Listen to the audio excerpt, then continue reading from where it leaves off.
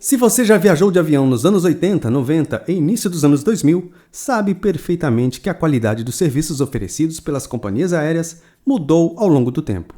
Houve uma época em que viajar de avião era algo glamouroso, mas com o passar dos anos, alguns serviços foram gradativamente se modificando ou até mesmo se extinguindo. Será que as mudanças ocorridas trouxeram benefícios aos usuários, como fora prometido?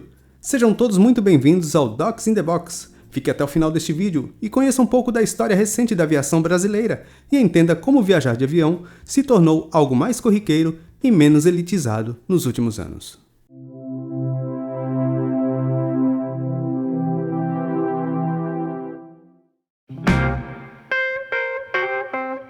Houve um tempo no Brasil em que predominava uma forte atuação do oligopólio formado pelas três principais companhias aéreas: Varig, VASP e Transbrasil. Nesta época, as tarifas eram reguladas pelo governo, tendo o extinto DAC papel de protagonismo nesse cenário. Viajar de avião naquele tempo era para poucos, geralmente homens de negócios e funcionários públicos. As passagens eram pagas de um modo geral por pessoas jurídicas e os altos valores não eram questionados. Viajar de avião era puro luxo e glamour, e a grande maioria da população brasileira não possuía poder aquisitivo para tal. Eram oferecidas refeições completas a bordo, acompanhados de talheres em aço inox personalizados, com várias opções de bebidas, incluindo champanhe, vinho, uísque. Em alguns voos, eram disponibilizados mantas e travesseiros. Não estou falando de primeira classe.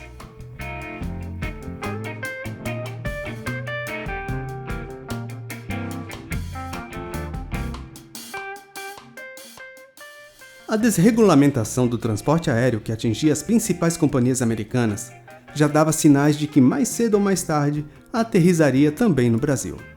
Tal desregulamentação favoreceu uma liberdade tarifária, levando a uma concorrência acirrada que culminou com o fim da Pan Am, Eastern Airlines e TWA.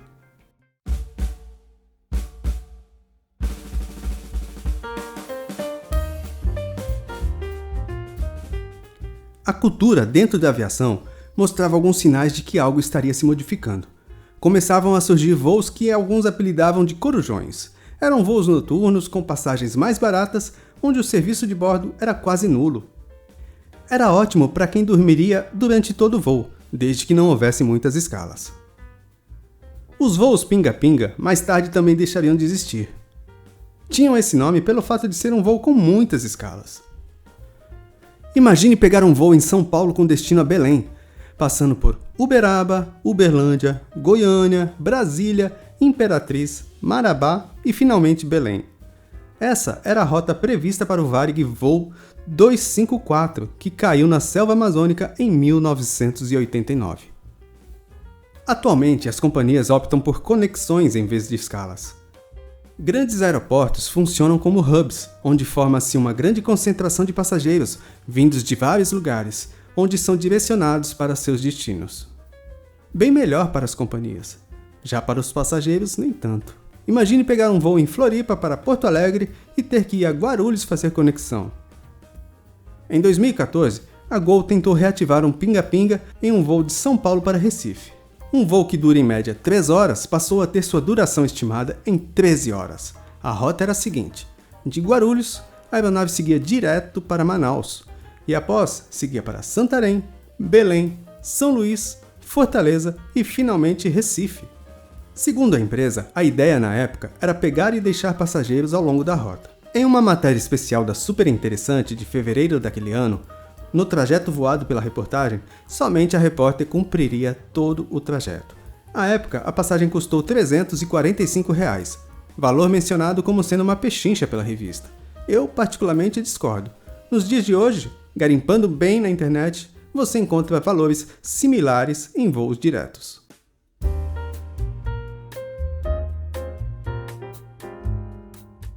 De volta ao final dos anos 80, apesar do país atravessar uma crise econômica, as empresas brasileiras, principalmente a Varig, fizeram investimentos consistentes na aquisição de novas aeronaves. A baixa ocupação nos voos já dava indícios de que algo não estava indo bem, e a saúde financeira das companhias poderia estar em risco. Com tarifas rigidamente controladas pelo DAC, as empresas acumulavam prejuízos. Vale lembrar que ter uma frota diversificada pode gerar um custo muito maior, pois há uma necessidade em ter tripulações treinadas para cada tipo de aeronave. Quem pilota um MD-11, por exemplo, não necessariamente está habilitado para pilotar um Boeing 777. Aos poucos foram surgindo pequenas alterações na regulamentação brasileira, que mais tarde trariam grandes mudanças ao cenário da aviação comercial. A Varig, por exemplo, que era a única empresa que podia operar na ponte aérea Rio-São Paulo, a rota mais lucrativa do Brasil até os dias de hoje, passava a enfrentar uma concorrência que até então não existia, quando a TAM deixa de ser uma empresa regional e ganha na justiça autorização para operar entre as duas maiores cidades do país. Um encontro do Conselho Nacional de Aviação Civil, realizado em 1991, forneceu diretrizes para a flexibilização do setor aéreo. Através de diferentes portarias, o DAC permitiu a realização de voos fretados, promovendo a concorrência e a entrada de novas companhias, devido à extinção do monopólio geográfico das empresas regionais. A partir daí, surgem algumas empresas com foco em voos charter. Talvez a mais conhecida delas seja a BRA, Brasil Rodoaéreo, criada inicialmente para concorrer com ônibus interestaduais. O brasileiro médio passou então a frequentar e usufruir os aeroportos.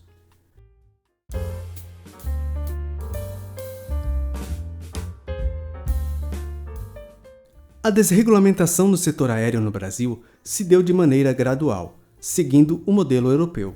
No modelo americano, as mudanças aconteceram de maneira mais acentuada e repentina. Isso deu às companhias brasileiras um período razoável para que elas se adaptassem ao novo modelo de mercado que se desenhava, mas falharam em suas gestões.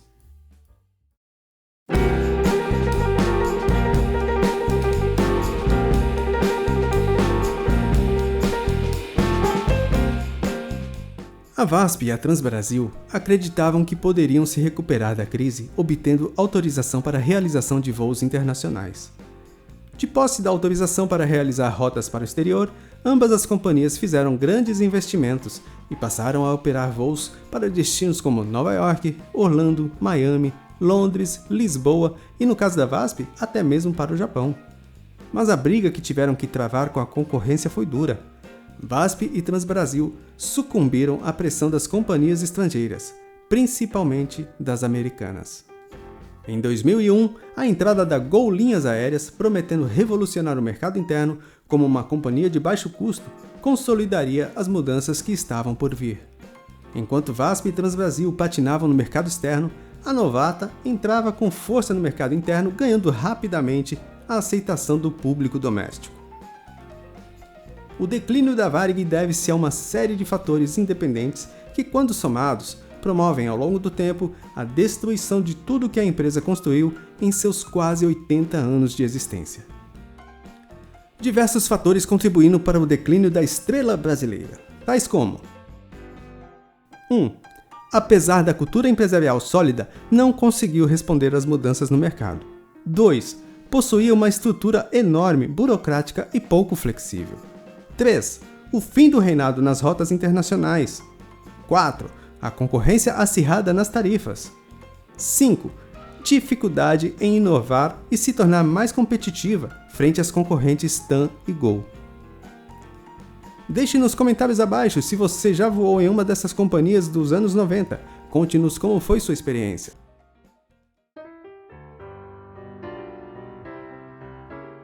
Quando, em 1987, o então presidente da American Airlines, Bob Crandall, decidiu deixar de servir uma azeitona no cardápio da primeira classe, a companhia começou a economizar $40 mil por ano. Esqueça tudo o que você sabe sobre empuxo, arrasto, sustentação e gravidade. O que faz um avião voar é o dinheiro. Essa frase, muito conhecida entre pilotos e amantes da aviação, apesar de soar como uma piada, carrega em si uma grande verdade. Uma companhia aérea precisa ter um financeiro extremamente eficiente por estar inserida num cenário onde diversas variáveis podem impactar significativamente toda a sua estrutura organizacional. Os altos custos com manutenção e imprevistos do dia a dia devem ser muito bem administrados. Atrasos devido a mau tempo, questões ligadas ao tráfego aéreo ou até mesmo cancelamento de voos devido à regulamentação de horas da tripulação não são raras e geram despesas. No Brasil, atualmente, temos 3 principais companhias aéreas: Latam, Azul e Gol. São empresas que até o presente momento souberam se adequar às flutuações do mercado. Ao longo dos últimos anos, testemunhamos diversas mudanças no setor. Cobrança por serviços de bordo, diminuição do espaço entre poltronas, cobrança por despacho de bagagens e até mesmo pela marcação do assento. Todas com a promessa de que os preços das passagens cairiam e que o brasileiro iria voar mais. De fato, as passagens ficaram mais acessíveis desde o início dos anos 2000. A livre concorrência entre as aéreas teve papel fundamental nessa questão. No entanto, estudos mostram que a cobrança por despachos de bagagem, por exemplo, não tornou a passagem mais barata. De acordo com o site Consumidor Moderno, em 2017, um ano após a autorização da cobrança de bagagem despachada, o preço médio ficou estável. Segundo o levantamento da ANAC de 2017, o preço médio da passagem aérea no segundo semestre foi de R$ 384,21, alta de 0,1% na comparação com o mesmo período de 2016, quando o bilhete médio custou R$ 383,90. Nesse mesmo ano, o consumidor pôde perceber que dificilmente as empresas cumpririam a promessa de uma passagem aérea mais barata com o fim da gratuidade da bagagem despachada. A resposta dada pelas companhias aéreas inclui a alta do dólar e do querosene de aviação. Se a cobrança de bagagem não foi fator decisivo para a queda do preço, ela representou um bom reforço nos caixas das companhias aéreas. Em um levantamento feito pela ANAC, verificou-se que as companhias aéreas, juntas, acumularam quase 3 bilhões de reais com a cobrança de bagagens desde 2017.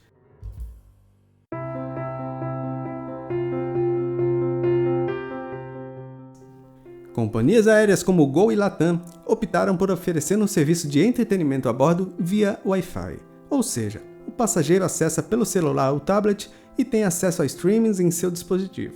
A Azul oferece serviço de entretenimento em dispositivos eletrônicos como telas de TV no banco à frente.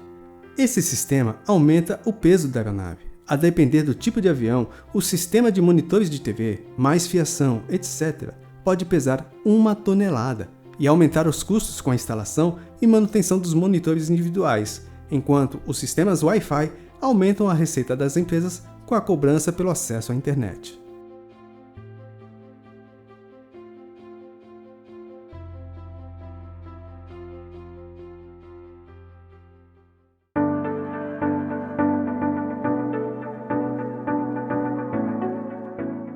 O mundo da aviação foi se moldando ao longo dos anos e deverá continuar a se adaptar frente aos diferentes cenários econômicos e exigências por parte dos consumidores. Se no passado voar era visto como algo exclusivo às classes mais abastadas da sociedade, hoje o número de pessoas que cruzam os céus do país e do mundo é substancialmente maior. Chegar ao destino em segurança é a prioridade. Viagens aéreas tornaram-se algo muito mais acessível. As pessoas passaram a entender a atividade muito mais como uma necessidade que como uma oportunidade. Os tempos em que as passagens aéreas tinham seus valores fixados pelo governo e as empresas competiam entre si em qualidade de serviço prestado ficaram para trás. Muitas mudanças ainda estão por vir. Algumas companhias já fazem uma espécie de leilão para marcação de assentos. Na Europa, a Ryanair cobra até pela utilização do compartimento de bagagens acima do assento. Por enquanto, uma mochilinha embaixo do banco à frente ainda segue gratuita. Você duvida que essa cobrança chegue por aqui? Se você gostou desse vídeo, não deixe de curtir. Inscreva-se no canal, comente abaixo se você já sabia sobre a regulamentação do governo nas companhias. Quero saber sua opinião a respeito. Um grande abraço e até o próximo vídeo.